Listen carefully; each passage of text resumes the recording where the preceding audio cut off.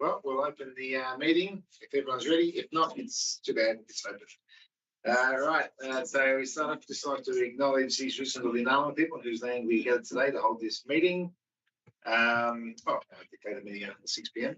Item 2 is just sort of a statement about our public briefing agenda meetings. The purpose of the public agenda briefing is for the councillors to ask questions and obtain additional information relating to items for consideration at the next ordinary council meeting. No decisions are made at a public agenda briefing. This meeting is conducted as a public meeting of council, and therefore the City of Karratha standing orders will apply. Councillor questions to be answered by the CEO or a person nominated by the CEO, and this meeting will be live streamed and recorded. The meeting recordings are copyright material and cannot be used without the written permission of the CEO. Okay, item 3 is a record of attendance, which we have all councillors and staff in attendance, and no one online. That must be Warren's online. Right, one person. I was about to say, that might be the first meeting in a long time where everyone's here. Not quite. Yes. Okay. Right. Thank you. And we've got the Director of Corporate Commercial, Warren, online. Right. Item 4 is public question time. Do we have any public questions? No. Okay, 5 is petitions, deputations, and presentations, of which I'm unaware of. We don't have any. No. 7, confirmation minutes. We'll do that next week. 8, we'll do next week. Okay. I missed declarations of interest. I did. 6 was declarations of interest, of which we have a few. So we've got one from Councillor Gill. Was that you, Councillor Gillum?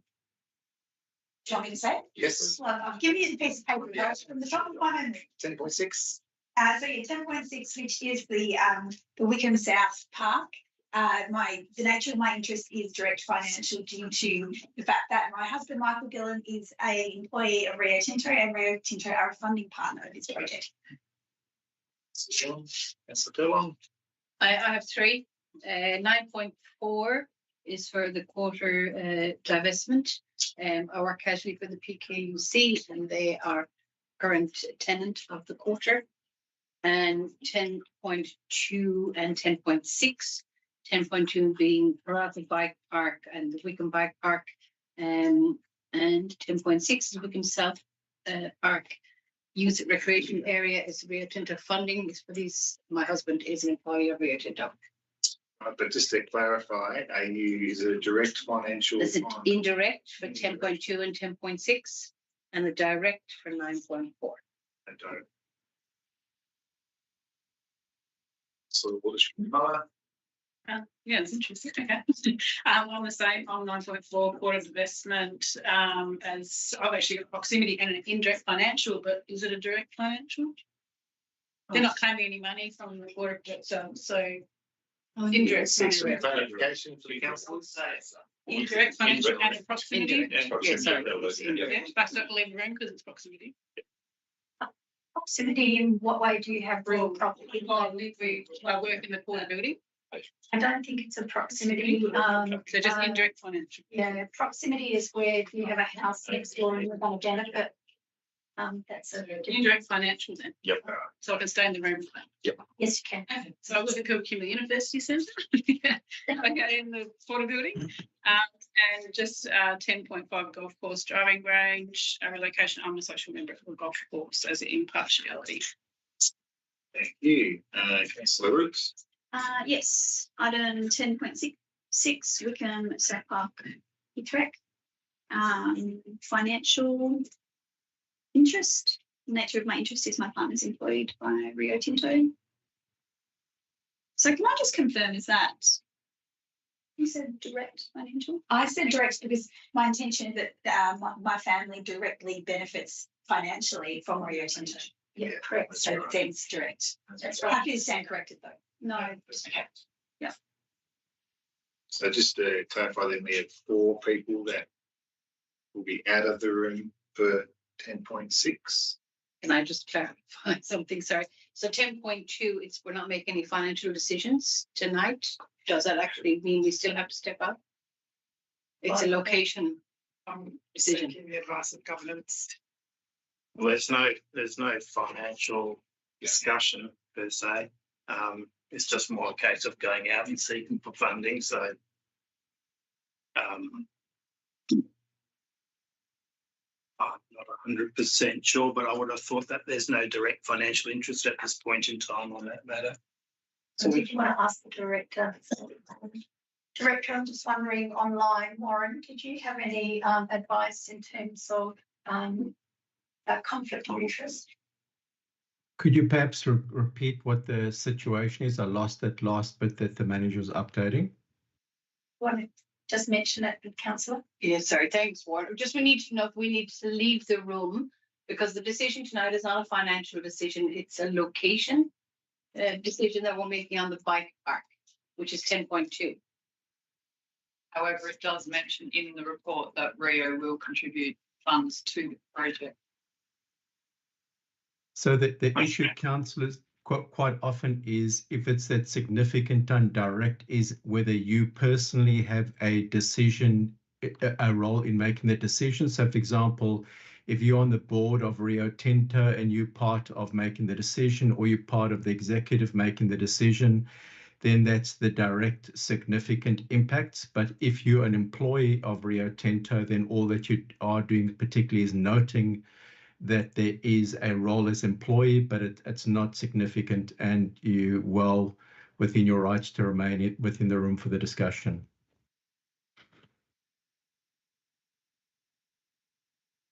Not sure that that's how we've ever really assessed our Rio Tinto partners just over time. Happy to be corrected. And Warren, your opinion on 10.6, given that we are making a financial decision? It's different. Yeah. So 10.6, I would suggest, is then a financial interest if you are making a decision or intend to make a decision. And I think just going back to 10.2, let's go to the heart of the decision. Yes, it refers to financial in the body of the report, but the heart of the decision is location. So I think that you can use that to guide your declaration on this occasion. If that helps. Yep. Thank you. There is not. Thanks, Sam. In this instance, we're okay with doing declare. That's what I think. I think so. Okay. All right. So everyone has their declaration of interest. And I'll just declare also for 9.4, I've got an indirect financial conflict because my husband works for a tenant of the quarter, and so therefore I have that's it. I've got an indirect financial interest. Okay. Has anyone sorry, else? Who else has got that? I've done one. You've done one. Yeah. I have a financial interest in 10.6 because my husband is employed by Rio Tinto and is contributing to the redevelopment of the Lambrey Park. And I have a indirect financial interest in 9.4 as my employer has offices in the quarter. Thank you. Considering there's considerable amount of interest, if you can just keep an eye on it and make sure that you vacate the room when you are required to. Certainly having to remember. Okay, right, we'll move straight into the agenda. So agenda item 9 is corporate commercial reports with 9.1 being the statements for period ended 3rd of June 2025. The office recommendation on that's page 9. That council received the financial statements for that period as shown in attachments 1 to 4. Do I have any questions on our statements for the period ended 30th of June?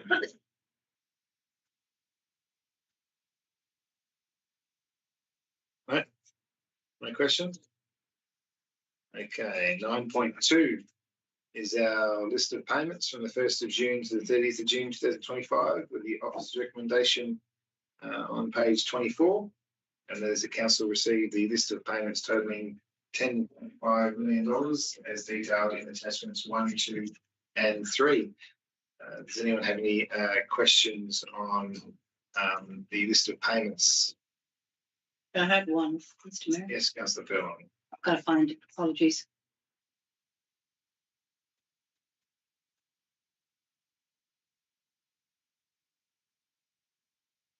I can't find it for the moment. If anybody else here. Sure. I've got one. I've got two as well. Just page 11, Dampier Plumbing. I was just inquiring, what does PC2 WWTP Capital Works mean? Wastewater treatment plant. Is that correct? Yeah, let me just find it. Sorry, through the chair. On page 11, it was just 754,000. So it's a large sum of money.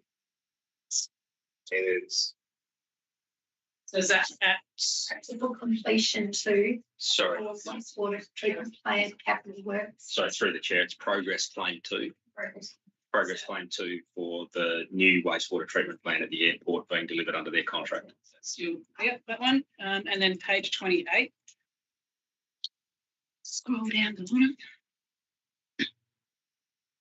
bottom. It was in regards to the Port Helen Gay Lesbian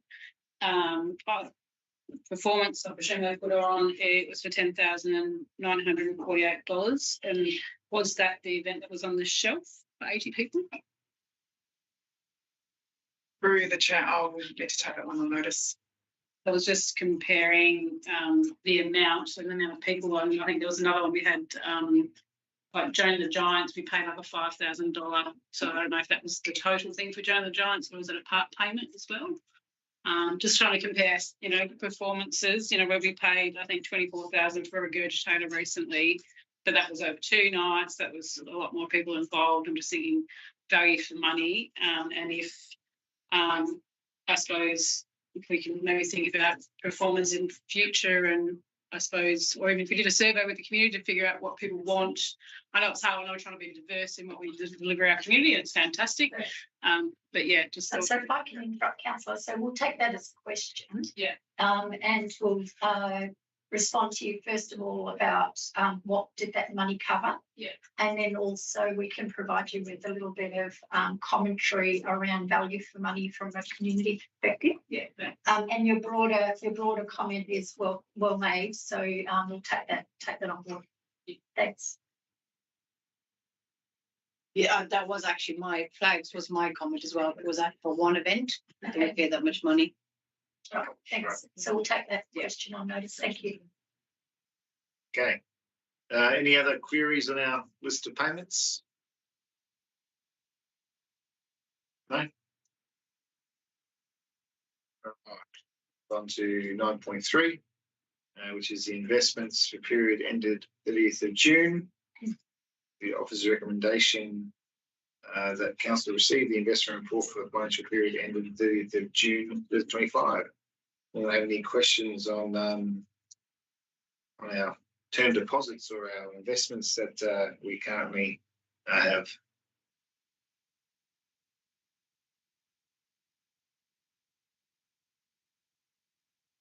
No?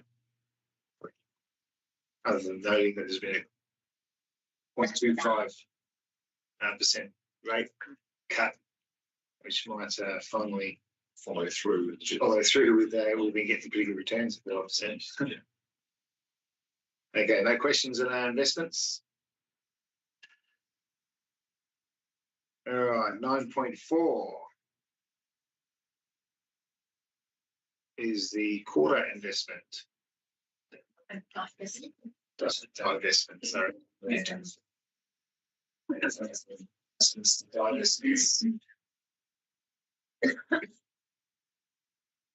Okay, so it's Shemana Fairline and Castle. This is room 615. All right, 9.4 is the quarter divestment with the officer's recommendation that council approve the development of a business plan to divest the quarter HQ investment property. Does anyone have any questions? This. I would like to, sorry, I do have a question. I'd like to understand more around the original intention of buying the quarter back in 2017, because generally real estate is a long-term investment. I think after 8 years, I can call it a long-term investment. We're already seeking advice to divest it. I'd like to understand what the thinking was back then. I wasn't on council. I'd like to understand a bit more around what their intention was in terms of a long-term holding or a short-term holding. I can answer a bit of that, although I think you're the only one here, Mr. Mayor, who can. I think it's just myself Oh, and son, yeah. and I was just yeah, gonna Mike say- and the. Yeah. There you go. Yeah, to the CEO. I was actually going to ask the director whether or not you could nail a little bit around the original investment intent. I know we've got some commentary around that, but did you want to have a stab at that? Through the chair, I'm happy to make one or two statements in regards to it, but I would suggest that it would be more appropriate that we provided the information that was contained in the original business plan that was advertised publicly to the council, as if it's not sufficiently captured within the body of the report, because that outlined publicly what the intention was at the time for the development. But my recollection of the event is that it was, one, opportunistic, two, a very good purchase at the time, and three, gave council the opportunity to diversify its investment portfolio from typical term deposits to actually have a property, I guess, portfolio as part of its investment strategy. And subsequently, it had amended its council policies around investments to reflect that, which also enabled it to consider the potential opportunities to support other developments should they need to be progressed. So they're probably my opening statements, and I'd suggest we refer to the business plan and provide some extracts of that for council if they need it. Yeah, thank you, Director. Does that answer your question, Councillor Gilman? Yeah, thank you. Any other questions on the proposed divestment or business plan to divest water? No? Okay, Mr. Mayor, just for the community who are listening, this isn't a decision to divest. This is a decision to do some financial modelling and to look at the business case and decide if that's something that council wants to consider, which is a good thing for us to do from time to time. Yeah, that's great. Yeah. Well, we're developing a business plan, and as we should be. Anyone owns a business, and council is no different. You do a deep dive into how that business is going, and you make a decision on what your exit strategy is, and whether it's worth holding on to long term or whether you're offloading assets or not. Okay. Well, if there's no more questions, we'll get the councillors. We've got quite a few people in the room around the bike. I'm wondering whether we look at 10 a little bit early.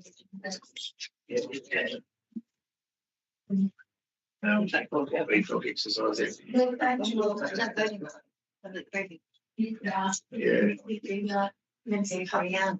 Okay. Yeah. All right, then we're moving on. Now the CEO recognising who is from the public in the room, we can move to 10.2 bike path and 10.3 the Richards Way Master Plan. Before the off-lead dog exercise area, if people are keen for that. Otherwise, I can run through the off-lead dog exercise area if there's interest in the community. Will that tie? Sorry, my ask. Will that tie into the Richardson Way if they do master plan anyway? Yes. Yeah. So Okay. just in order, it's fine. Excellent. All right. So 10 is community experience reports. 10.1 is the off-lead dog exercise area, review and concept plan, with the officer's recommendation being council received the findings of the investigation into suitable sites for a fenced off-lead dog exercise area. 2, endorse the Richardson Way Park site as the preferred location for the installation of new fenced off lead dog exercise area. And 3, support the preparation of a concept design and opinion of probable cost for the proposed new fenced dog exercise area. And that's delivered to be part of the broader master planning process for Richardson Way, the Richardson Way site. And 4, note that the additional study recommendations to enhance existing dog exercise areas in the city will be actioned through integration into relevant operational programs. Does anyone have any questions on the officer's recommendation for our off-lead dog exercise area at Richardson Way? Councillor Jansen? Will the information in this motion be updated to true and correct information before the meeting next week? Please enlighten us to what it is. I was just wondering, the second question, how many times do I have to advise that Bulgara Oval is not an off-lead dog exercise area? Bulgara Oval. KUC over. Through the chair, I believe that's meant to be the KEC. And that's been asked to be updated a few times and it's still there on the website. Well, we can take that on notice again. So is that to the Bulgara Oval compared to the Karratha Entertainment Centre? There's a big tennis court in the middle of the two grass areas. I do recall you raising that question before, councillor. Yeah. So just to be clear, we're talking about updating the recommendation. Is that what you're suggesting? No, it's just mentioned in the report. It's mentioned in the report, okay. But no change to the officer's recommendation. Is that correct? Yeah. Okay. So what we can do then is in the notes accompanying this meeting, we'll make a note of that, and I'll also take it as an action to look at the website as well. So thanks for reminding us of that. I think it's great work, and thank you for the work that went into this. Can we also run an education program alongside this whole piece? Because a lot of people need to be educated on how to manage their animals a lot of the time. So it doesn't matter how many signs we can put up unless we actually educate them on what is appropriate and what is not appropriate, and where you can have a dog on later off. It needs more than just signage, I feel. Through the chair, there was obviously some recommendations within the attached review, and those recommendations will be incorporated into the Ranger's work plan and be transferred across to Development Services Directorate, which will include things like education and updated signage. And as I understand, I've had some community members reach out to me recently about this, and through you, CEO, was it which director was it? I sent it through to to Director of Development Services. So you were on. So Director, would you give us an update on? I know that we're working on some. Is there some sort of comms we're doing around? Off like dog exercise areas and dog behaviour. Through the chair, that's a KPI for the new manager for regulatory services to establish an ongoing community education program. Yeah. So I know through there's been some recent incidences around Karratha and Point Sampson where residents have raised concerns around people's behaviours with their dogs. So we will pick that up through, as the director said, through a KPI, the new Rain. What was it, job, Rob? It's manager for regulatory services, because even though it might be in the report for this new dog park, I do agree we still need to educate people. Education is a constant thing, right?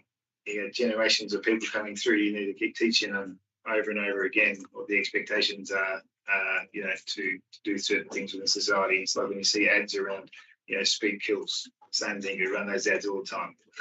And no different for off-lead dog areas. All right, any other questions around the dog park? One more, just to confirm that the point one, the findings of the investigation for the suitable areas, is that the $20,000 we paid for the dog consultant to tell us that location? It's here. Through the chair, it was part of what the consultant was engaged to do, yes. Among other things, yeah.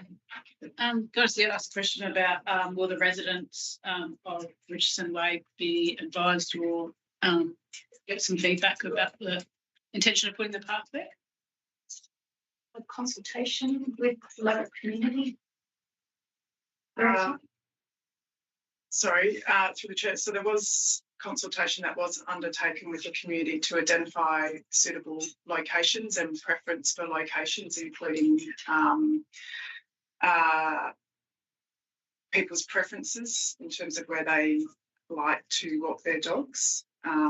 So it was more about the residents on that street. So we're going to put a bike park and all the other facilities. So there's going to be further consultation if this gets off the ground as the bike park and the dog park is. Are we going to just consult and let them know that these things are possibly going ahead? Yeah, so that would be just part of the process for the Richardson Way master plan if that is to proceed. If Richardson Way does not proceed as a master plan, we will do that regardless as part of this resolution.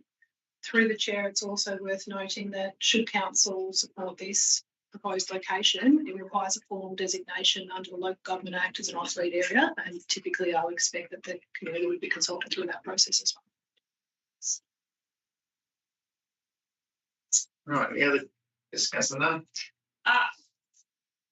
Not assuming what anybody is going to decide next week, but it's a little bit counterintuitive to be making decisions on the location of the bike park and the off-lead dog area for doing the master plan? Through the chair, so the master plan, the purpose of the master plan is actually to incorporate these two projects into the one location. It will look at the area required for the off-lead dog exercise area and also the area required for the bike park. And then it will look at the amenity that's required to support those two uses and how they can be all integrated together. And given that there has been some conversation about some other developments on that site as well, it's that the right path for us to be taken. So through the chair, there is an opportunity to also look at overflow caravan parking, and that will also be included as part of the scope to see if that would be viable within that current location. Okay, any other questions? No. All right, we'll move on to 10.2, which is the Karratha Bike Park and the Wickham Bike Facility. With the officer recommendation that council receive the concept design report for the Karratha Bike Park and Wickham Bike Facility, endorse Richardson Way, 21 Richardson Way, as a preferred site for the Karratha Bike Park, and further progress concept development and cost refinement suitable for future design and construction tender. And 3, endorse location option 1 at 2 Mulga Way in Wickham for a concept design report. No, as for the attachment, sorry, as for the attachment, yeah, for the attachment that's attached for the bike park for Wickham and Karratha. As the preferred site for the Wickham Bike Facility, and further progress concept development and cost refinement suitable for future design and construction.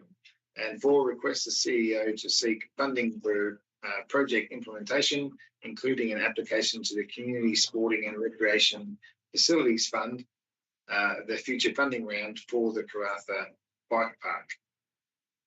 Are there any questions around the proposed location for the Karratha Bike Park and also the Wickham Bike Park? I believe there's a presentation. Oh, yes, and there's a presentation. There's a presentation of the dog leg one. Yeah. Oh, there you go. And this is all sitting in there. Yes, so we have a Kate, if you would like to. Not sure who loads it. Is it coming from Warren? You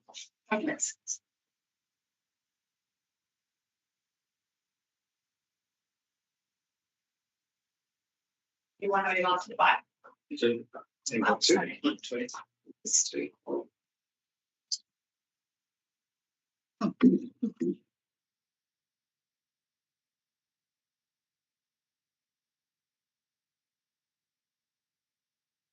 So following Council's December 2024 decision, the administration has been investigating the location and design of bike facilities in Karratha and Wickham. Specialist consultants Common Ground were engaged to assess shortlisted sites, and engage with the community and key stakeholders to develop draft concepts.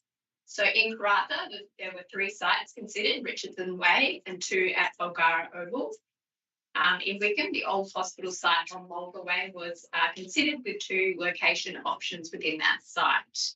So this report is asking council to consider the draft designs and budget estimates and to endorse the recommended sites to proceed with further design refinements. Between the 29th of April and 23rd of July this year, the administration conducted 3 rounds of consultation with community to inform the location and the design. Key aspirations from the community are that they want all ages, all skill facilities, features for skill development, combined elements like jumps and skate features, and practical considerations such as shade, event space, maintenance, and a variety of other features. So overall, the community wants versatile, family-friendly, progressive facilities that are practical to maintain and really enhance the city's local identity. Specialist consultant has used stakeholder and community feedback to develop draft concepts for each site. These drafts were refined through 2 rounds of subsequent consultation with broader community following key stakeholder input, with final draft versions presented here. In Karratha, Richardson Way Park emerged as the preferred site due to its central location, large size, potential for future expansion, and suitability for a range of riding activities. Bulgara Sporting Precinct 1, the old entertainment centre, was not supported in initial consultation and was removed from further planning. Bulgara Sporting Precinct 2 received some support for the existing infrastructure and as a broader family-friendly precinct. In Wickham, consultation confirmed strong community support for a bike facility, particularly one accommodating scooter activities with a sealed bump track. So that's what the design has leaned into. Location option 1 was preferred for its proximity to the existing skate and youth facilities and its easy access for children. And location option 2 received less support but was noted for its visibility to the broader precinct and parking access. So the administration has received initial cost estimates based on concept designs. These estimates will be refined further through the detailed design progress. At this stage, the Wickham Bike Park remains on budget at approximately $850,000, excluding contingencies and potential upgrades. Karratha Bike Facility was allocated approximately $2.25 million in the long-term financial plan in the year 26-27. However, updated estimates indicate now a total cost of approximately $5.25 million, reflecting the ambition for a high-quality facility, local pricing, cyclone compliance, and topographical challenges. Staged delivery could manage costs over multiple years through mobilisation costs, but the mobilisation costs may increase. Officers will pursue external funding. The OCM report allows council to advise whether to proceed with the current design or reduce the scope to fit the budget. Based on community feedback, site investigations and internal planning, the administration recommends Richardson Way Park in Karratha and location option 1 in Wickham. Richardson Way requires high upfront investment but offers long-term potential as a vibrant multi-use community space. A staged master plan approach will address both current and future recreational needs. Wickham Site 1 is preferred for its proximity to the existing infrastructure, and its western edge location would ensure and not limit future development on the site.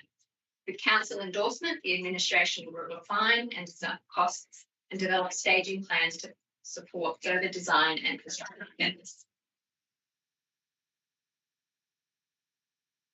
Thank you, Kat. Okay, so from further information, I guess, to the presentation, does that provide any more context if you have any questions on bike facilities? I have a question. So go on. Okay. My question is that regardless of how this project got its legs, meaning it came as a councillor notice of motion, it was straight out of left field, it wasn't budgeted for, it wasn't in the plan. Regardless of that, this has proven through the consultation to be incredibly popular with the community, given the amount of feedback that we've received. Would it be possible to put under item number 4 to make that time bound? So regardless of whether, so it doesn't get lost in seeking several rounds of funding, if you know what I mean. So that it comes back to council for a decision in a timely manner.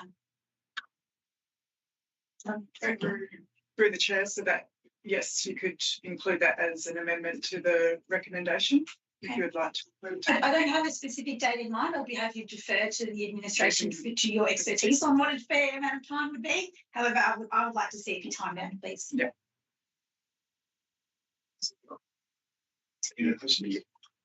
I suppose mine was about the funding. I suppose obviously we've gone from 2 million to I think it's at least 6 million actually. So in the report saying you've possibly done in different stages to build something of that size, and it's quite disconcerting when I think everything else they gave examples of and they put them on our Richardson Way site. They were, $2 million will get you this, but up here we've got to pay 6, so it's really disappointing. But so with the costing, so I suppose I've got 2 questions. Obviously, is it just the bike park that says about cost refund as to what it will actually cost us? Does that include shade like trees and landscaping? Or just the bike park, like the hard facility, like the groundwork? Through the chair, so the concept that has been provided to date does incorporate shade and some landscaping, or not landscaping, I should say, but it does incorporate shade into the design of the bike park itself.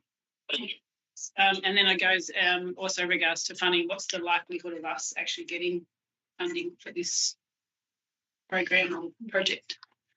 For any particular, for Wickham, we have already received a commitment from Rio Tinto to contribute financial assistance. For the Karratha Bike Park, we've commenced discussions with the department already around submitting an application.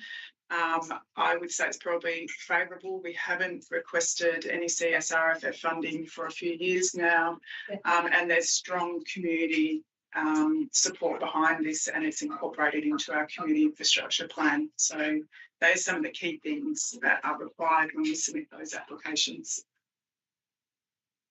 On the point of the deadline regarding the seeking funding, how long does it normally take to get that funding? So through the chair, typically you can apply for forward funding. That usually opens in September. However, there has been a change to some of the funding, to the funding program, and we're just waiting for the department to launch that. What would be the expected time delay in this project happening? In waiting for funding versus just going ahead and doing it? So through the chair, it depends. If we do forward planning funding is normally the following financial year, which is what we're predicting is where we're proposing we'll undertake this, obviously contingent on the Richardson Way master planning process as well. It's difficult to answer your question specifically without the dates in front of us from the Department of Local Government.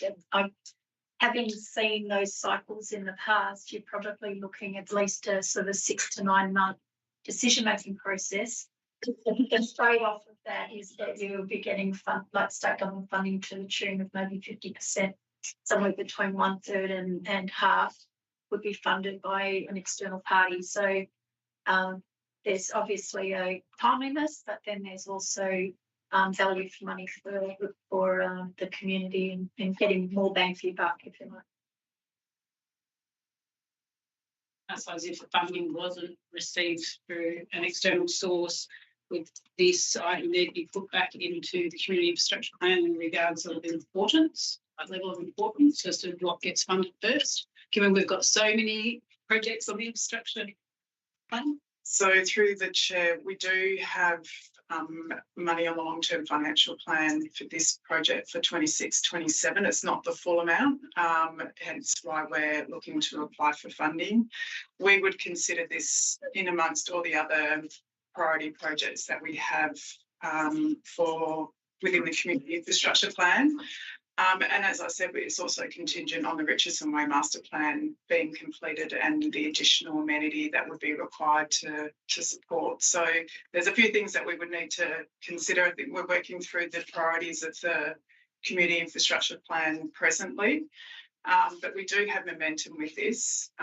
So we would look to, once the concept has been refined and the detailed design has been completed, we would look to probably offer go straight to construction. Yeah, and the because it's $2.5 million in the budget. When you're applying for funding through the department, can you start construction on a project? Because if you're saying if we're gonna stage it, for example, Yeah. you can't like go say we're gonna start stage 1 of it and then apply for funding for subsequent stages. Not normally. No. No. Through the chair.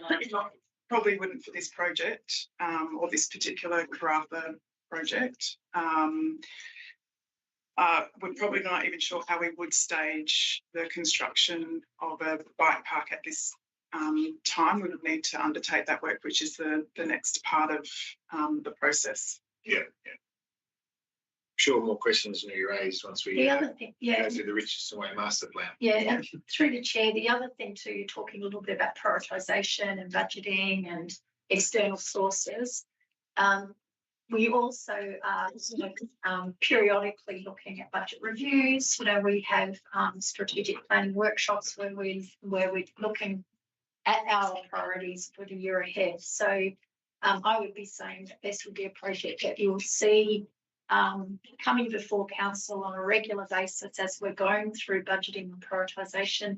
You'll be getting regular updates as to whether or not third-party funding is likely or has been secured.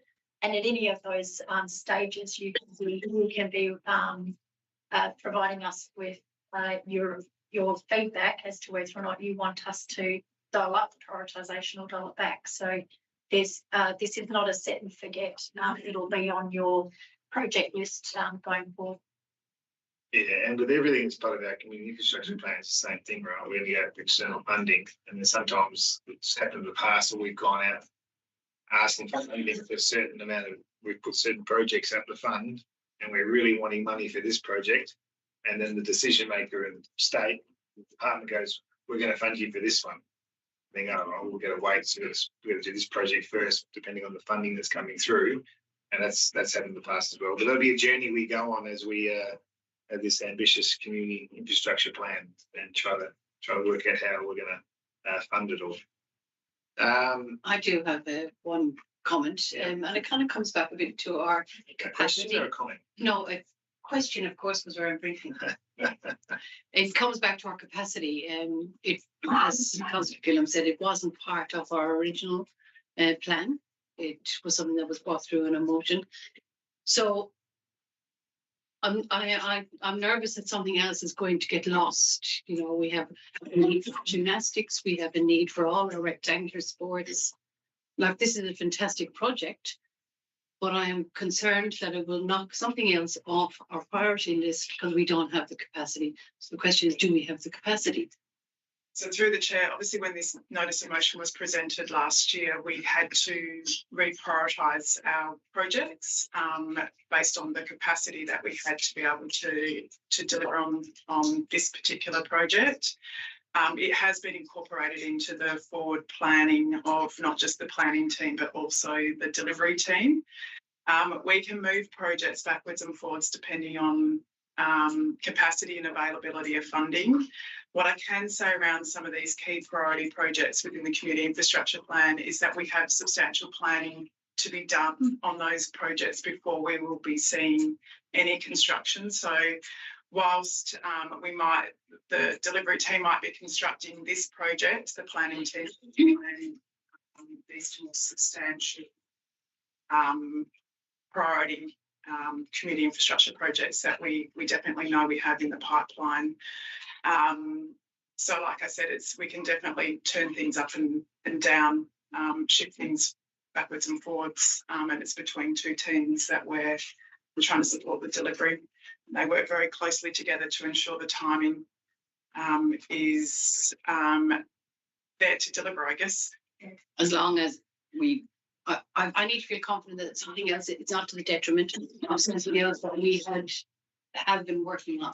And through the chair, if I can just add, compared to where we were a year ago when we were having that conversation, there has been a lot of work that's been done on the project prioritisation pipeline, which I think in part addresses your concerns. So that's where the director's saying we've now got very clear project delivery teams, and we it's basically it's built in a modular fashion. So if one of those teams loses a project, or if we take the project off them, we can put another one into that slot, if you like.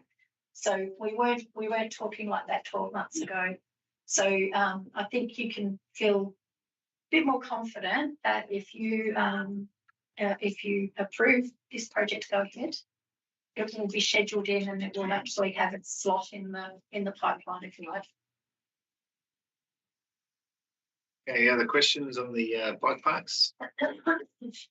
No. All right, we'll move on to 10.3, the Richardson Way Site Master Plan, of which we had another presentation.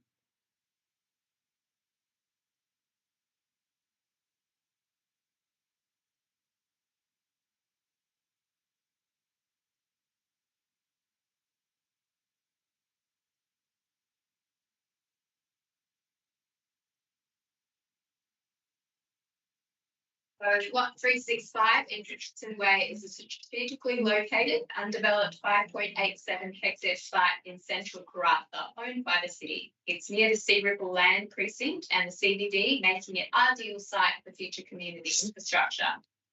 As you've seen, the site has been identified as the preferred location for several community infrastructure projects currently under planning investigation. In this report, the administration is seeking council's endorsement to develop a master plan for the site. The purpose of the master plan is to explore how Richardson Way can become a well-planned, multi-use precinct that is cost-effective and delivers long-term benefit. Here you can see the location and size of the site in question.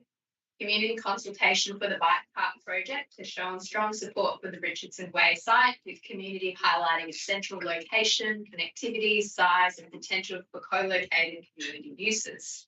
The site is also the preferred location for a medium to large fenced off-lead dog exercise area, identified through the review of the city's dog exercise areas.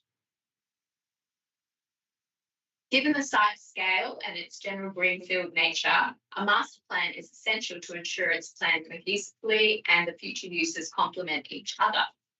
Through the master planning process, the city can plan infrastructure staging like power, roads, water, sewage and lighting so development is efficient and cost effective, and optimise design and layout to create a connected, functional site.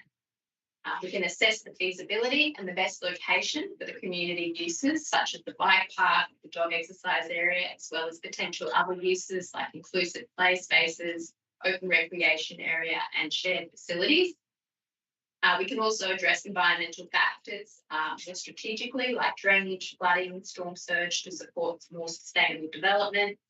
And finally, we consider how the site aligns with broader planning goals so that it connects seamlessly with surrounding precincts and enhance community experience.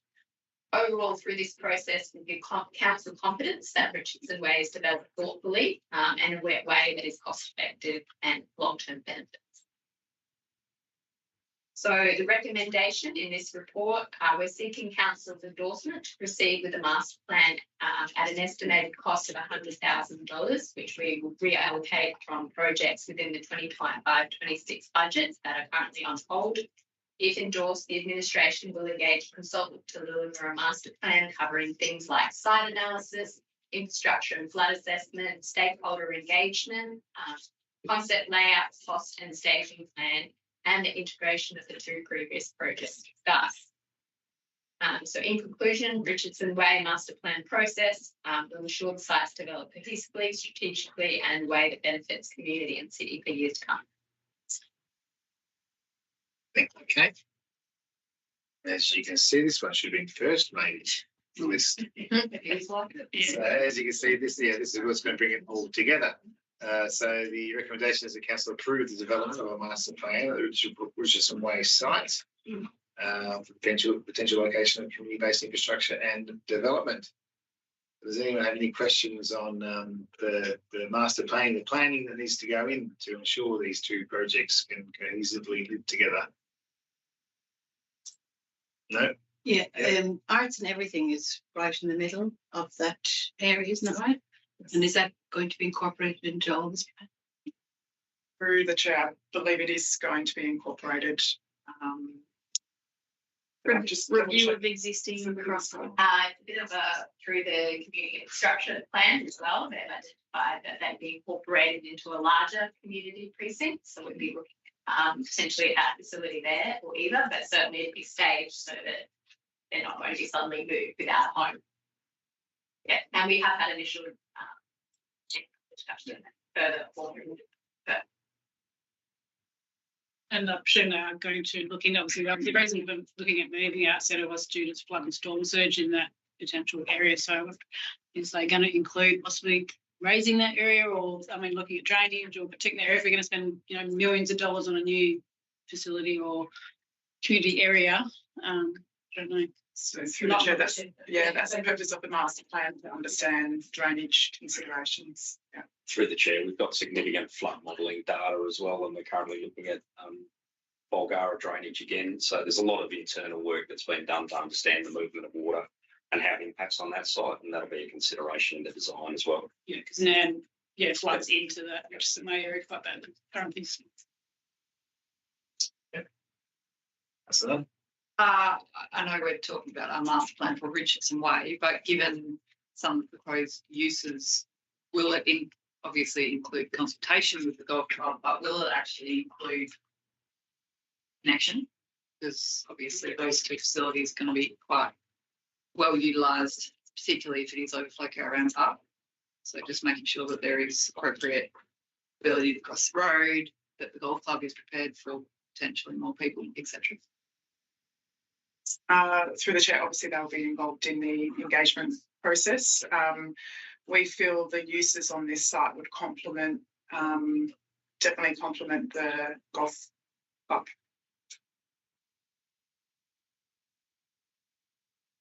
Any other questions? If I could, Yes. is there a way that we can be really explicit in future proofing? Just understand that the idea of this is to look at it really broadly and make sure that it's very considered and well thought out and all integrated together. But you know, I see with the caravan overflow park being right there, you know, the demographic of travelling people is changing. It's not necessarily just grey nomads, it's not grey nomads as well, with young children who you know, bring their bikes along.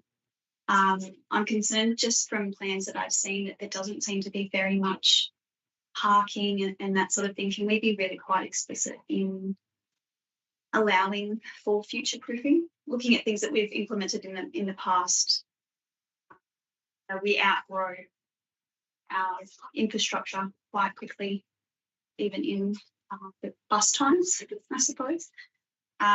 Is that something that we could make sure is brought to the attention of the people the months ago?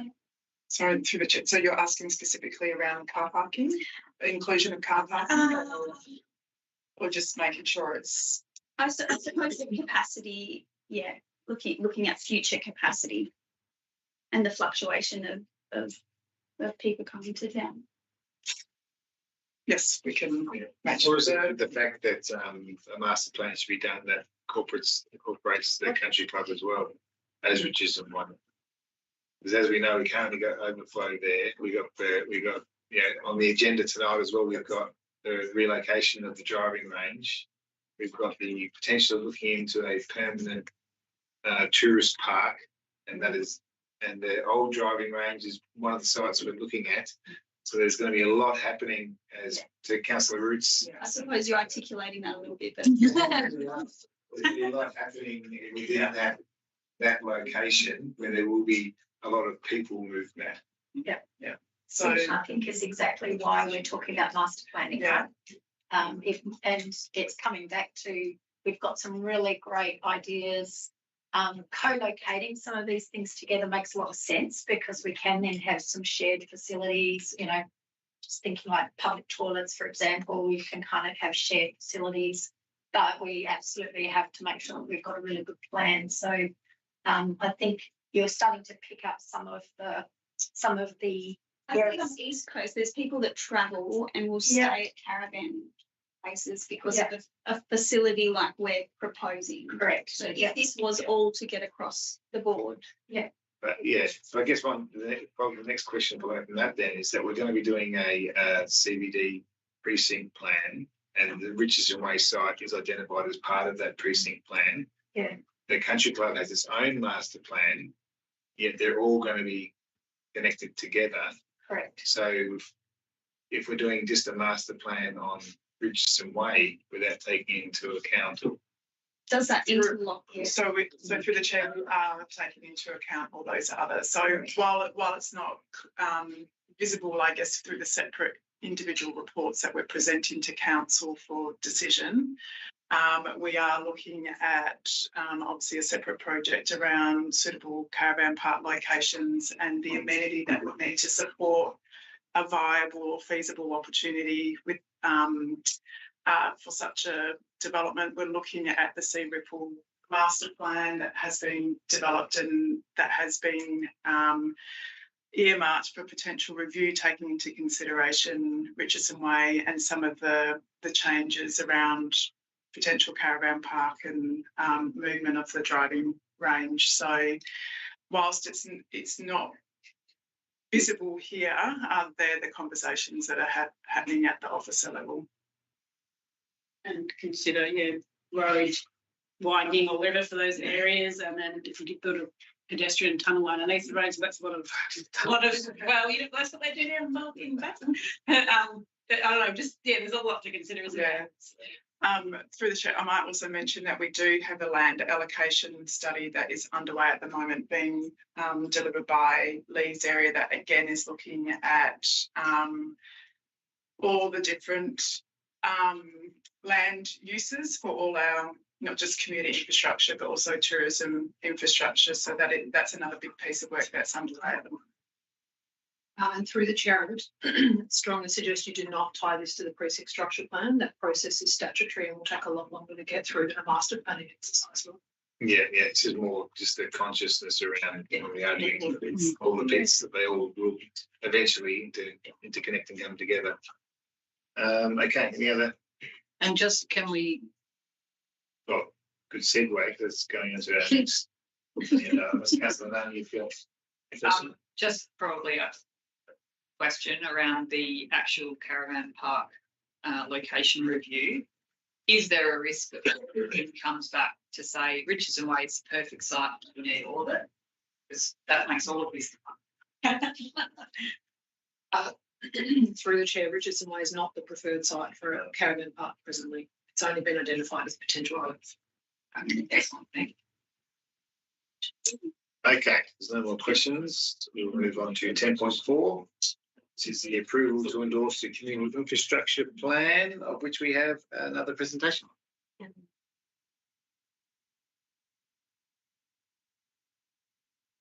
Hey, Nick.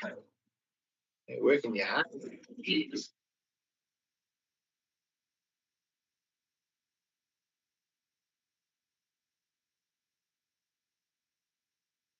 So as part of its strategic long-term planning, Council directed the administration to prepare a community infrastructure plan to guide investment of community infrastructure over the next 10 years. The purpose of the plan is to identify and prioritise community needs in a fair and evidence-based way. So this report presents the final draft community infrastructure plan to Council for endorsement, asking the completion of the needs planning process and setting the strategic direction for community infrastructure delivery for the next decade. Following Council endorsement of the draft community infrastructure plan at the April 2025 Ordinary Council meeting, the plan was released for public comment for a 4-week period in May. Feedback was received through the city's What We Make It platform via email and in-person submissions. Overall, 54 direct submissions were received. Key themes from this feedback included that overall there was a strong support for a large community multi-purpose centre in Karratha and a desire for stronger investment in arts and cultural facilities. The community highlighted a strong need for appropriate hockey infrastructure with a preference for synthetic turf. Concerns were expressed about the community infrastructure plan's assessment of cricket infrastructure, with strong advocacy for turf wicket facilities to support participation growth.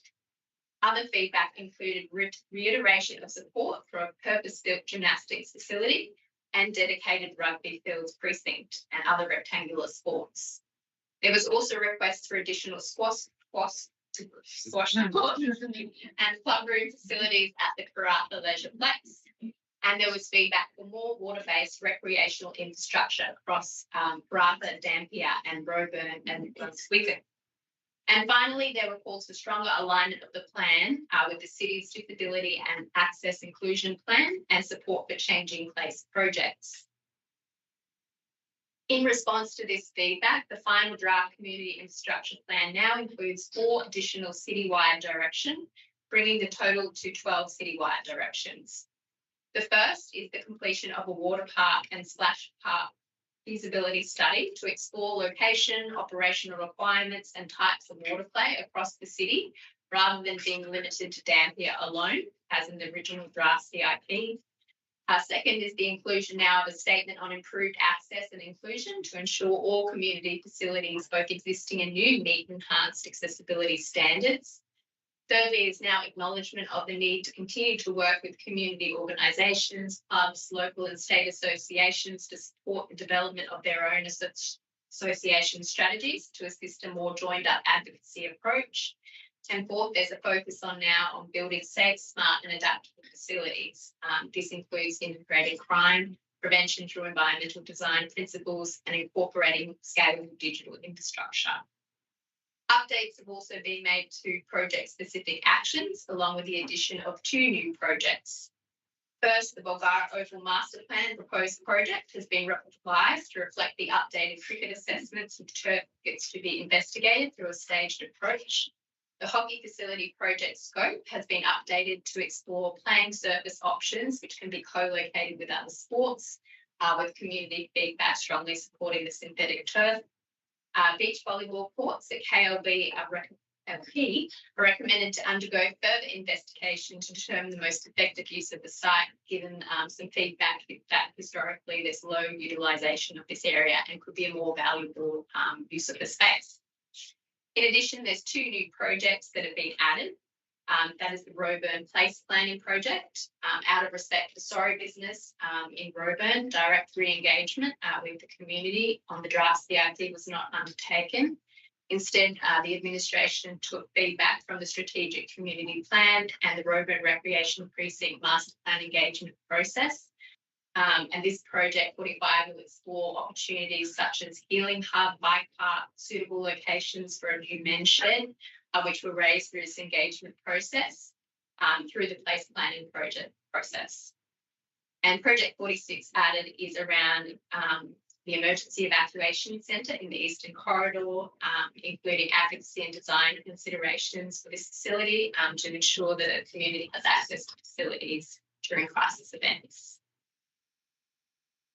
So the CIP provides the first strategic step in delivering evidence-informed community infrastructure projects. If endorsed, officers will develop a detailed annual work plan, implementation plan to schedule project stages, inform budget requests and identify funding opportunities. Given the city's limited available land, a detailed site identification and assessment process is also underway to secure parcels suitable for community infrastructure development. A high-level financial assessment will also follow, helping to determine the cost of delivering the program and informing future budget processes and the long-term financial plan. And all this will be subject to ongoing monitoring and review. So to conclude, the administration is seeking Council's endorsement of the final draft CIP. The draft plan has been updated to reflect feedback we've received at every stage of consultation, ensuring it truly responds to the community's needs and aspirations. It sets the infrastructure and facilities required to support our growing and evolving city over the next 10 years and provides a clear roadmap for investment and development. Thank you, Kate. Okay, so are there any questions on our community infrastructure plan that's looking to be adopted? So one, when the guys come up for the bike park consultation, did they actually go out to Point Samson? Because I know we've got it listed on there to do a new pump track skate park at Point Samson. Was that considered when they come up, or was it on our radar then? Through the chair, the Point Samson pump track bike park will be incorporated into a Point Samson enhancement plan, which is underway as of this week, and it wasn't within the scope of common ground. Any other questions? It's good, isn't it? I know we've been working on this for a long time. I just had one question. It's just around, it's nothing too important, it's just that acknowledging there might be people watching that are from a certain sport that isn't referred to in the report. It's in the community infrastructure plan, but I just note that in the submissions received and feedback from sporting groups that soccer's not in there in the report. So it says, you know, we're going to support multi-purpose centres, arts and culture, hockey, cricket, turf, gymnastics, rugby, squash, water splash, access inclusion. Through the chair, those listed are those that we received feedback on for the second phase. Okay, so that'll lead to my next question. So was there no feedback from our Junior Soccer Association? Through the chair, I need to ask the manager. Report, but those were certainly the alterations that we made in response. Yeah, I think we're talking about different stages in time. Right. Yeah. I'm just conscious of what's in the report, what people are going to read, but just let people know that soccer is in the community infrastructure plan. Yeah. And is identified as a sport that also needs further upgrades and enhancement. I'm just reading through the report going, what if the general person is going to read this report and they're going, where the bloody hell soccer? Initial, when we did this, feedback. This was just a comment on the final draft. So I'm just thinking as a common person, which I'm reading through this, I'd be questioning, where's my soccer buddy facility? Anyway, soccer is on the list in our community infrastructure plan. Any other questions? I can see 47 references to soccer. Yeah, it's in the plan. Just saying. It's just not in the report. Okay. Okay. Right. There's no more questions on that. We'll go to 10.5, which is the Karratha Golf Course driving range relocation, of which we have a presentation.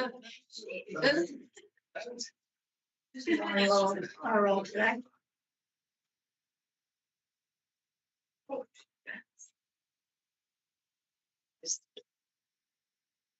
The administration has been investigating alternative locations for the golf driving range. I'm not second. We're in the Wickham South Park. So it's just sorry. That's all right. Yep.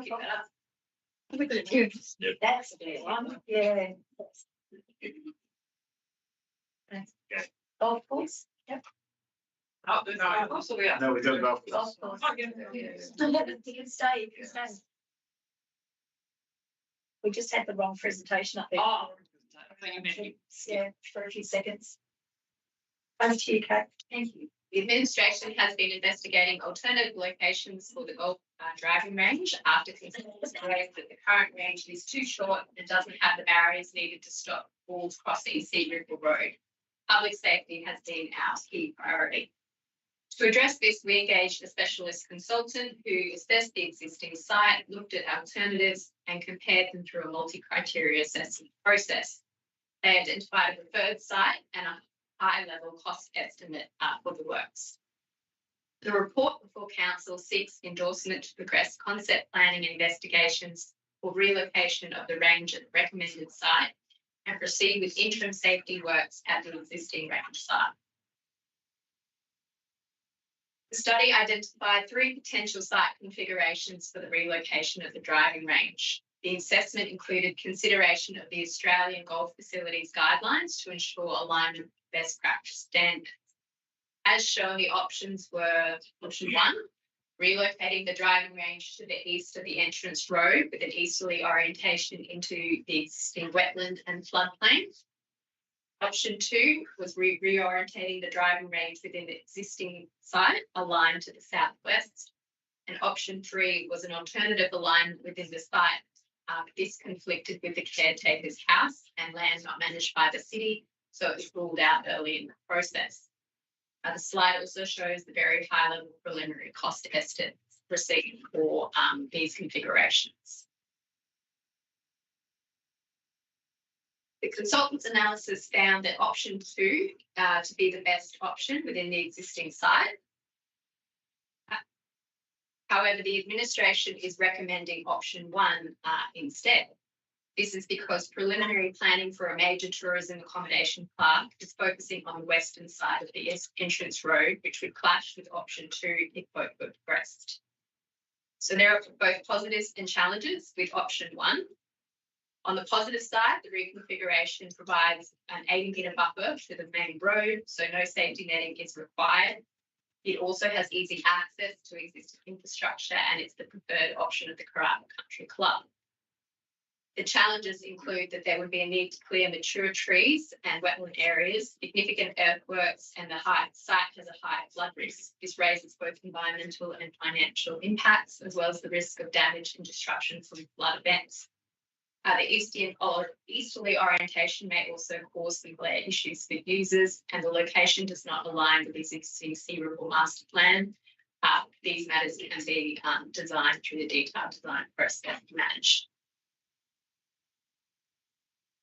So the report before Council therefore recommends that option 1 be endorsed as the preferred site for the future Karratha driving range. That the Sea Ripple Precinct Master Plan would be reviewed in FY 26-27 to reflect the new location.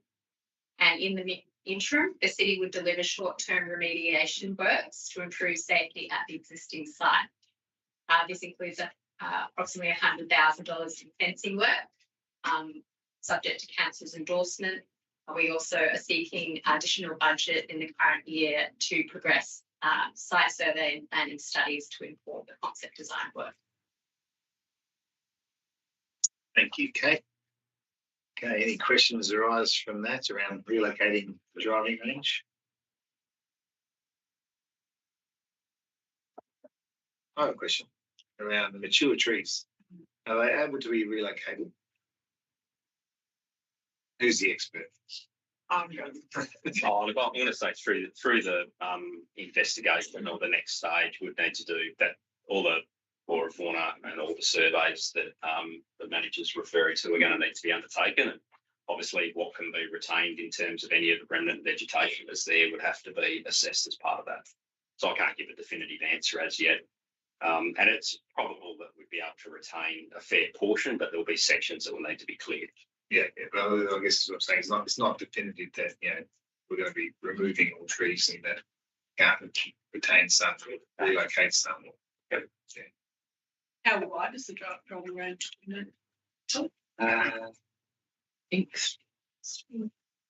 You're asking how many bays there's going to be? No, but the current one's obviously just all dirty. You just go hit wherever. If they're going to cut a section out, sorry, how wide is it? 80 metres. That's That's the safety buffer. It's about 2. It's a lot longer than the 80 metres. That's 270 to 300 long. Obviously, the point of hitting will be a lot smaller than that. But then I think it gets out to nearly 60 metres wide. 60 metres wide. There you go. So, we're doing double story, aren't we? With lights. Automatic wall. More. Yeah. No. We'll scope. We'll more discussion. I think the budget just went through the roof. Yeah, 6 more numbers. That's it, yeah. Any other questions around golf? Driving range? No? I assume parking and all that sort of stuff would come in that next phase. when you do the design? Right, so in relation to the movement of the driving range, no. But when we look to review the Seabrook master plan, we'll look at parking again. So would we be, if we were to support this recommendation, it would be delivered as is there and you would have to stay in the current parking? Making sure that there's no vehicle access in front of where you tee off. Yeah, as it is currently. Yeah. What you mean? It's Not so great. couple of caravans down with it. All right. If anyone's interested, on Apple TV, there's a good show at the moment. It's called Stick. Oh, it's really good. It's with Owen Wilson. It's about golf. Great. That's recommendation. All right. 10.6 is the Wickham South Park, And you can. Now Yeah. of which we have a presentation. Hello, Kate.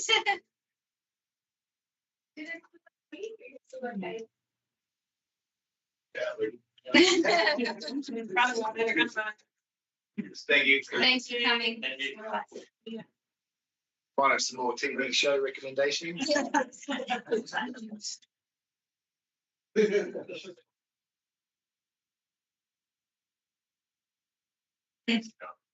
Thanks. And there were two. You could have asked that question a few items ago, I think. They did well. Yeah, the last one.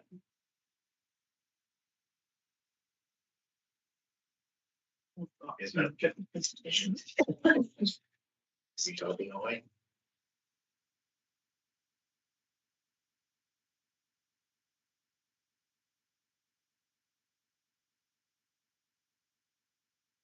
This report for council tonight is about the proposed concept design for the Wickham South Park Youth Recreation Area. This project was a new initiative from council during the 2024-25 budget process with the goal of enhancing youth recreation facilities in the existing Wickham South Park. Alongside this, the administration has also looked at opportunities to improve usability and create a true multi-purpose space for the community. To progress the project, the administration engaged a consultant to develop 3 concept designs. These were presented to the community and based on the feedback received, a preferred concept was the concept has been costed at around $750,000. The report now seeks council's endorsement to progress detailed design, which will allow us to move forward to construction tender. It also asks council to consider allocating additional budget this financial year to deliver supporting amenities alongside the contributions expected from industry partners. So the administration presented the 3 concept options to Wickham community from 6th to the 22nd of May this year. A total of 146 contributions were provided during the period.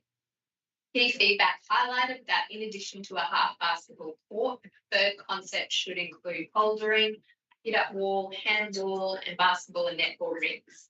Table tennis, however, was not supported. The community has also requested shade and toilets, particularly around the bouldering and basketball areas, as these are essential for usability and comfort. So the refined, finalised draft concept design being presented as part of this report now includes a 3-on-3 half basketball court. We've got a bowling area with rubber softball, hit-up wall, netball goal ring area, 3 handball courts, internal and external to the main court. There's new shelves and seating to match the existing infrastructure. Bike racks, buffer landscaping with new tree planting, drink fountain and bottle refill station, curved seating walls and new native shade tree. These features respond directly to what community told us and create a safe, enjoyable, multi-purpose space. So in summary, council is asked to endorse the proposed concept design and support its progression to detailed design. Based on the concept and feedback from community consultation, the administration also recommends including a toilet facility and a large shade structure to enhance the development. This is additional to what is presented in the concept design. The OCM report therefore seeks an additional budget of $600,000 in the 25-26 financial year for these amenities, which would be funded through budget savings. This would complement the $750,000 funding approved in principle by Rio Tinto to support. Thanks. Any further questions on the Woodham South Park? Just for the staff's note that you've actually attached the Oh, yes. not the bike, not the Wickham Park in the attachments in the combined public briefing. Okay, so Yeah. I've got the wrong attachment. have I? Yes, correct. Okay, thanks for that. Any other questions?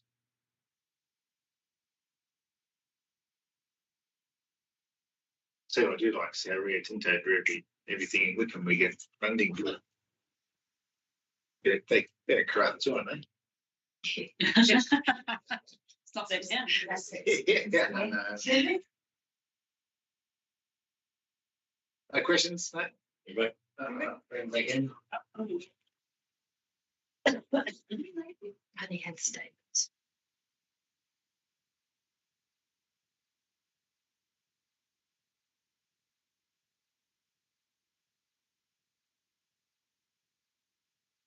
Okay, all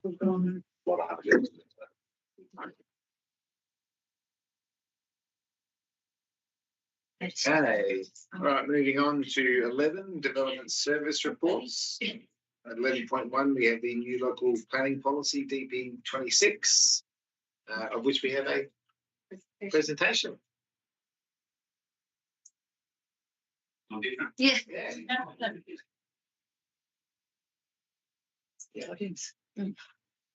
Yes, look, this is a fairly simple matter. Just a couple of slides next one. Do I click on this one? Yeah. You're in control. It's like it, yeah. So there's three types of scheme amendments. This applies to complex and standard scheme amendments, not basic scheme amendments.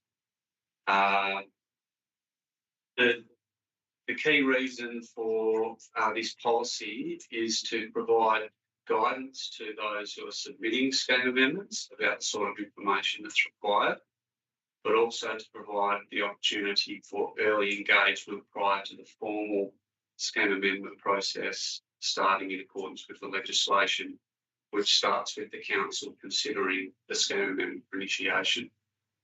So just some of the material is required to be submitted with the scheme amendments, and this is probably for the consultants that are working on behalf of the property owners, but I've just listed some of the things there.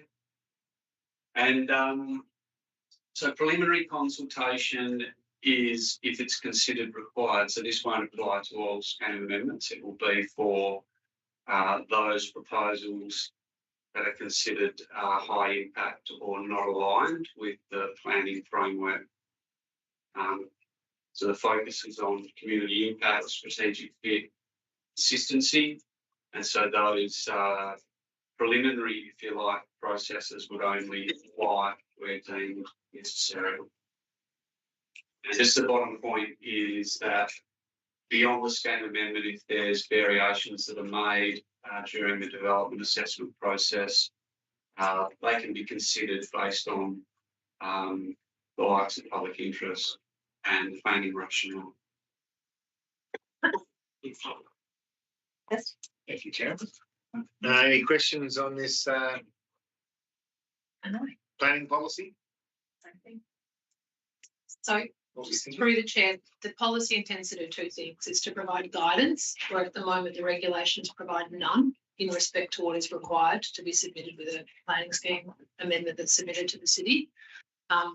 There's literally nothing in regulation, so this spells out very clearly for developers and our planning team what's required. Do you want to maybe just clarify to everyone what it is when you say someone's submitting a scheme amendment to us?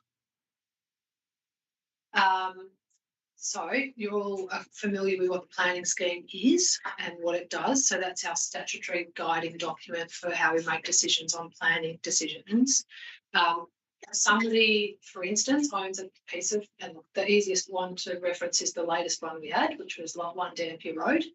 That owner has chosen to submit to the city a request to change the zoning of their land, which is a change to the scheme. So it's considered a scheme amendment. You can either have an applicant or a landowner submit a scheme amendment request, or the city can issue a scheme amendment request. At present, there's nothing to guide a developer to say what is expected to be provided to the city to enable officers and council to make their decision. So often what happens is you end up with a package of documentation that may not be sufficient to be able to make a good decision, but a statutory timeframe has commenced as a result of that being submitted. So this is making clear to the planning team and to developers or landowners who would like to change the zoning what is expected to be provided when a scheme amendment comes in. That is clear for everybody. So that'll make everyone's life easier, including councils. If you're questioned on it, you can say we've got a policy on this, this is our expectation. The other thing that it does is enable us to consider whether we think it's appropriate to do early engagement.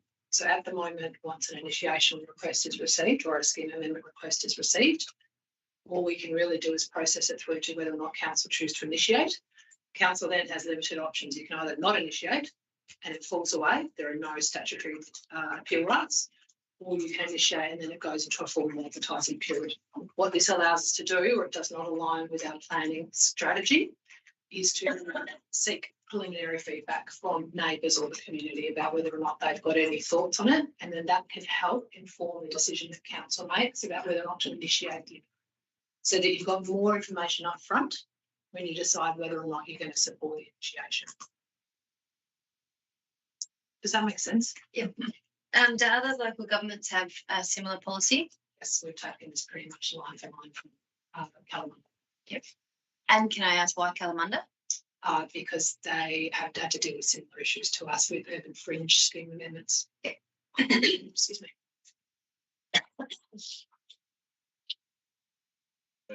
Questions?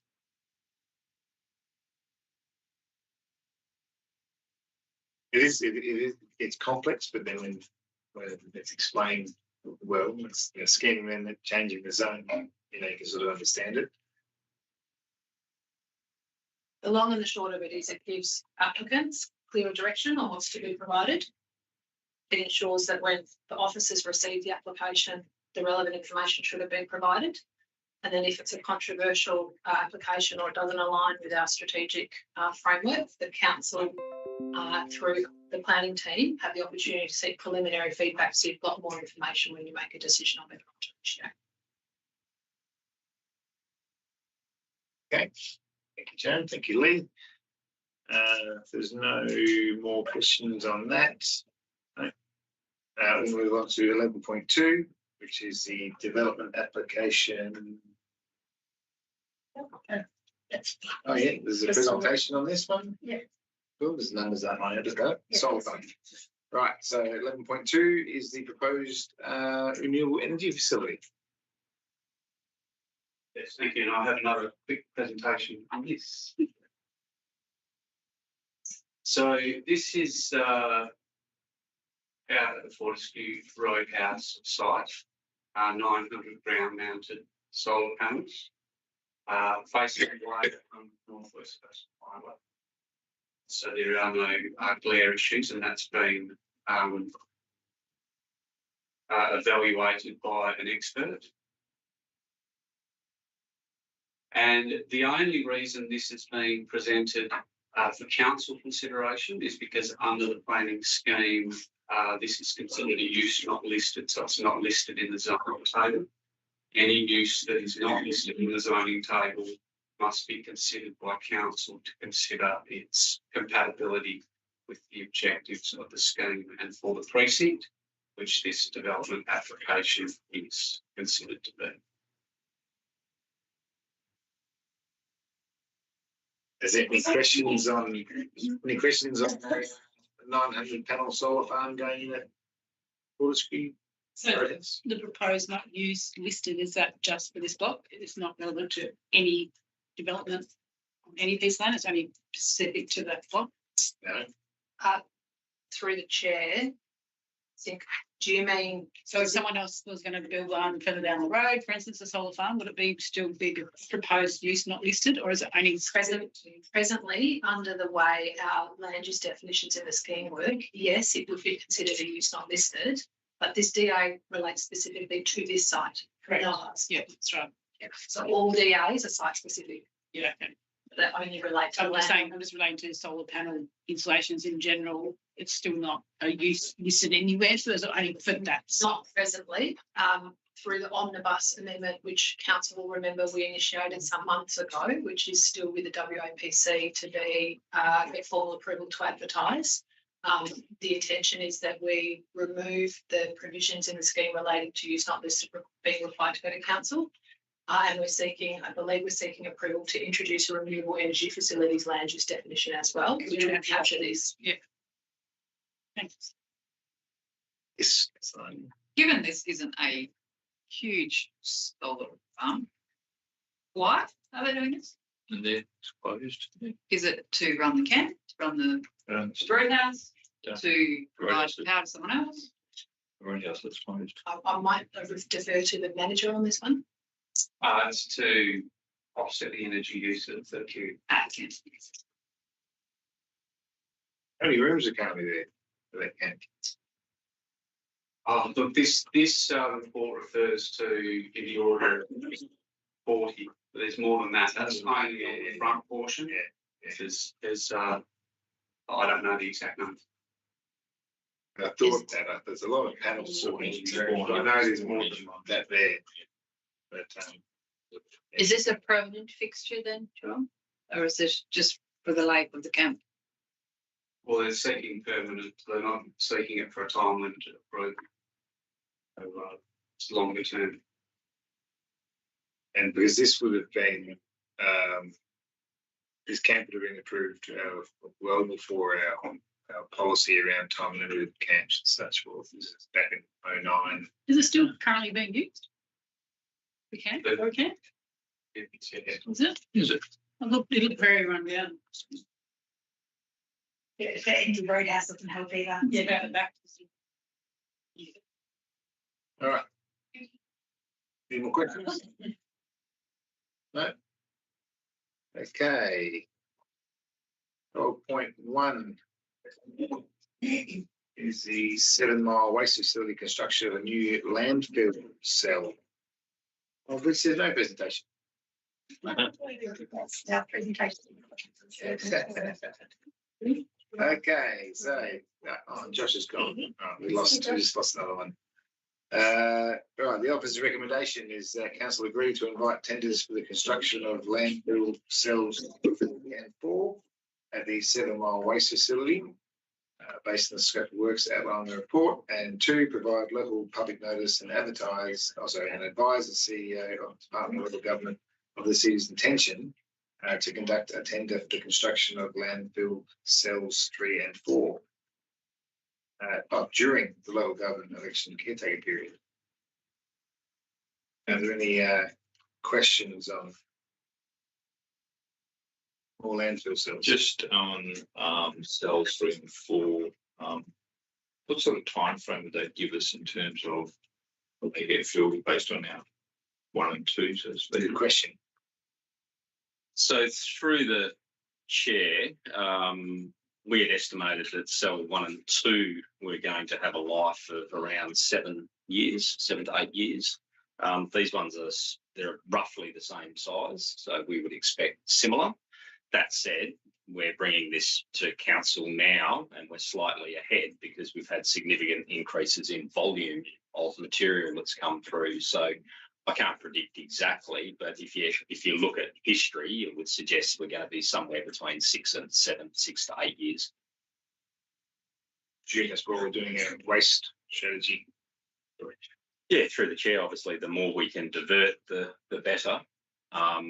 whilst obviously, looking for highest and best use from landfill, but majority of the material that's been coming through in commercial and industrial waste, it's quite problematic waste streams at this point in time. Any other questions on landfill service? Will there be a potential that the CEO of the government department come back and say, you can't? Sorry, through the chair, that part of the resolution is to advise. So this decision's being made before the caretaker period. So as the decision's made before the caretaker period, it's an advisory notice only. In regards to the caretaker period, what that's very specific about is that you can't call tenders, you can't make the decision during caretaker period, in which case you then require the CEO of the department's approval. So it's an advisory note only. And I will say that we provided that as part of the recommendation on the chance that we do tender during the election period, and that's yet to be confirmed 100%, because obviously we're required to prepare a significant tender document based on our technical specifications. So it's more of a cover all bases should we get to that point, but obviously we'll look to tender as soon as we can. Any other questions? No. Okay, then we go to items of information only. The officer recommendation to note the following information items. Are there any questions on any of the information items in the agenda? Just the first one about tenants and utilisation summary of the arts and development events we've gone from 34 last year in June to 907. Did we really, is that just attendance, is it, or is that events? So say again, what was that? It's gone up by 250, Right. sorry, 2,568%. Through the chair, it's attendance at events, and it's probably not the most accurate method of tracking our events, because year on year our program just changed from month to month. And year on year. So so it could have just been that we had an extra performance on that much. So Reef? Our Reef was in May. Yeah, that's what I thought. Yeah. And we definitely had more than 9. Yeah, that's Just one thing. Would it be worth looking at that from we were talking about it earlier, the regular events that are held every year? Would it be worth having a look at the comparative numbers on those events? So like Karratha Awards, Reef. Do you do that? So we do that, and we actually have a briefing coming up in September to give you an update on the last quarter. So we'll make sure that we've got the year on year for each of those events. Just another question about Meet the Street. We haven't had any Meet the Streets at all this year, so I did ask, can we revamp the thing or not do it anymore and allocate that funding somewhere else? Or so through the chair, that is part of funding that we have received through our partners. In addition, it's part of the old community safety plan, which is due for review and update. So we'll review not just Meet the Street, but also the CCTV subsidy and one other program that falls in under there. Bike locks. Right, yeah, so it's the Yes. Just on that one, just on the Meet the Street parties. I don't know if this is the right forum, but it's important to say it. In the past, there have been suburb parties. So it's something that's crossed my mind is if we could use any funding allocated to sort of proactively help people get out. I know that they were I think they were run by Waypole, probably police at the time, but they were really quite successful. So I don't know if corporate memories lost that idea, whether we know about that one, but that was something that has been great bringing communities. And it's like really hyper local. It's just every suburb gets a date, and if you can make it, you can. If you can't, like a community event. Just a barbecue at the like our facilities. We were involved in those. That was I feel like that was part of safe community. something that's crossed my mind the last few months, so I just thought this might be the I think time. it needs to show up. We can definitely review it. Yeah, they bring the blocks around, kids watch me, we have a sausage and yeah, or something like that. Wow, that's very elaborate. This one, yeah, the one that we went to, it's just It's just a barbecue all the summer. Oh, okay. Any more questions? Just one on the disability assessment. I note that there is a new accessible parking bay at 7 Mile. I assume that's Rio Tinto 7 Mile. We're just planning it. We have a facility at 7 Mile. Through the chair, we've had an open parking area. We actually have a staff with disabilities now who works for us at 7 Mile. That's it. Yep. Oh, at the tip. Oh, at the tip. Yeah, no, I'm thinking 7 I was thinking 7 Mile Rio Rio Tinto. Tinto. I was like, why is that on there?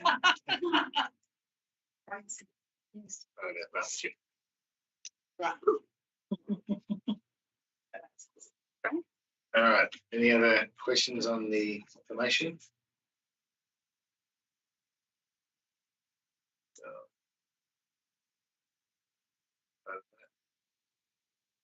Under 14, of which there's nothing, 15, there's nothing, 16, there's nothing. 17, matters behind closed doors.